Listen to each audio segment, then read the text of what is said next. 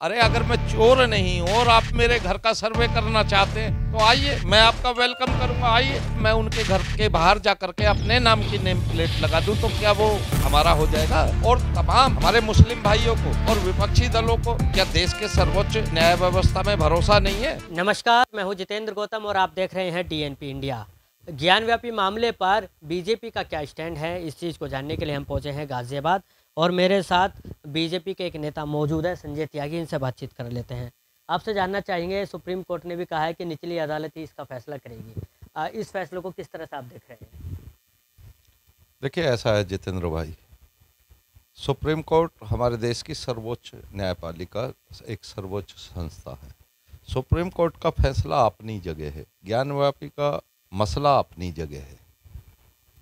देश को और तमाम राजनीतिक दलों को भाजपा का क्लियर स्टैंड है, लेकिन तमाम जितने भी विपक्षी दल हैं, सोचना उनको है, सोचना इस देश के हमारे मुस्लिम भाइयों को है कि वो ज्ञानव्यापी मसले पर, मसला ज्ञानव्यापी का नहीं है, मसला सबसे बड़ा जो है वो ये है कि विदेशी हमारे जो मुस्लिम समुदाय है या हमारे देश की विपक्षी पार्टियां हैं, उनकी आस्था विदेशी आक्रांताओं के साथ है।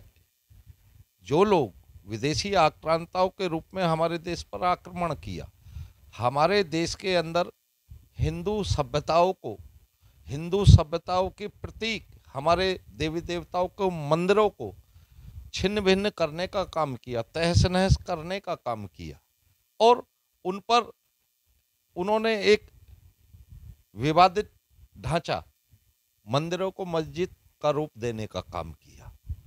तो सोचना ये है कि जब विदेशी आक्रांता चले गए, देखिए हिंदुस्तान में रहने वाले सभी मुस्लिम भाई या सभी विपक्षी दल गलत हैं, मैं ऐसा नहीं कहता, लेकिन हाँ, मैं ये आपके माध्यम से ये जरूर जानना चाहता हूं कि हमारे देश के मुस्लिम भाई और तमाम विपक्षी दल इस सवाल का जवाब देश की जनता को अवश्य दें कि उनकी आस्था आज भी विदेशी आक्रांताओं के साथ है, उनकी आस्था हमारी देश की सर्वोच्च संस्थाओं न्यायपालिका में है या विदेशी आक्रांताओं के साथ है। अच्छा, एक सवाल ये भी जानना चाहेंगे, अगर कांग्रेस की बात करें तो उन्होंने अपने वक्त में रहते हुए इसका फैसला ये लिया था कि जो चीज़ जैसी हैं वो वैसी रहेंगी, लेकिन अब बीजेपी जो है उन चीज़ों को दोबारा खोद रही है। तो ऐसे कहीं ना कहीं ऐसे नहीं हो सकता है कि जो सांप्रदायिक भावनाएं हैं उनको ठेस पहुंच सकती है और जो लोगों के अंदर जो नफरत है हिंदू मुस्लिम वाली वो बढ़ सकती है?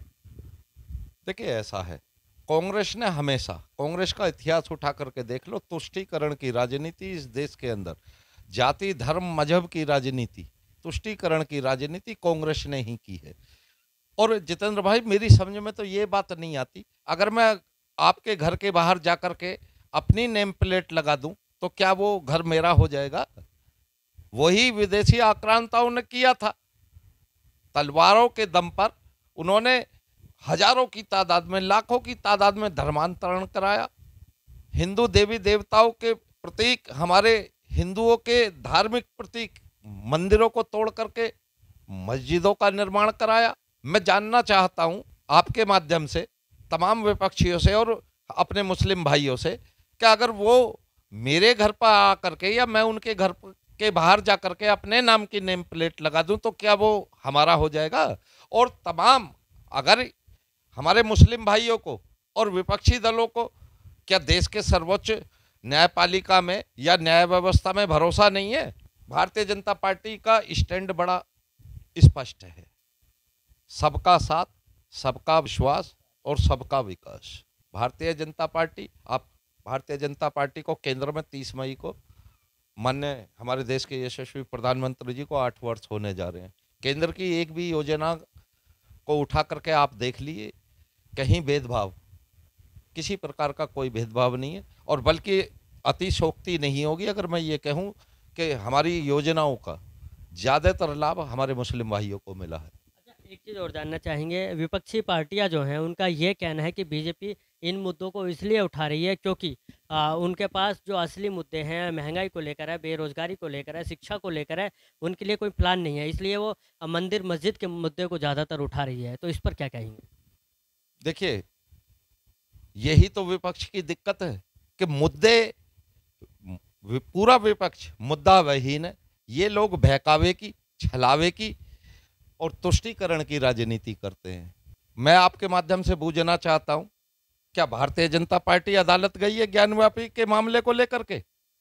क्या प्रभु श्री राम मंदिर वाले मामले को लेकर के भारतीय जनता पार्टी अदालत में गई थी? अरे करोड़ों ये एक धार्मिक विषय है, करोड़ों लोगों की, अरबों लोगों की आस्था का विषय है। अगर कुछ धार्मिक लोग अपने न्याय के प्रति उन्हें लगता है, इसमें दिक्कत क्या है? अरे अगर मैं चोर नहीं हूं और आप मेरे घर का सर्वे करना चाहते हैं तो आइए, मैं आपका वेलकम करूंगा, आइए।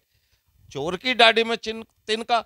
न्यायपालिका भारतीय जनता पार्टी के आदेश पर सर्वे नहीं हो रहा है, न्यायपालिका के आदेश पर सर्वे हो रहा है। तो इससे सर्वे में किसी को दिक्कत क्या है? दूसरी बात, जहां तक विपक्ष की हम बात करें, विपक्ष ने हमेशा तुष्टीकरण की राजनीति की है। उत्तर प्रदेश ही नहीं, पूरे देश की जनता जागरूक है, भारतीय जनता पार्टी के साथ खड़ी है, हर फैसले में साथ खड़ी है। और जैसे उसी का नतीजा है 2014, 2019, 2022, 2017, सब उसी का नतीजा है। जिस प्रकार से जहां तक आपने अभी महंगाई की बात की, आपने देखा है कल ही हमारे देश के यशस्वी प्रधानमंत्री जी ने डीजल पर 9.5 रुपए, केंद्र की एक अपनी ड्यूटी घटाने 9.5 रुपए पेट्रोल और 7.5 रुपए डीजल पर घटाने का काम किया।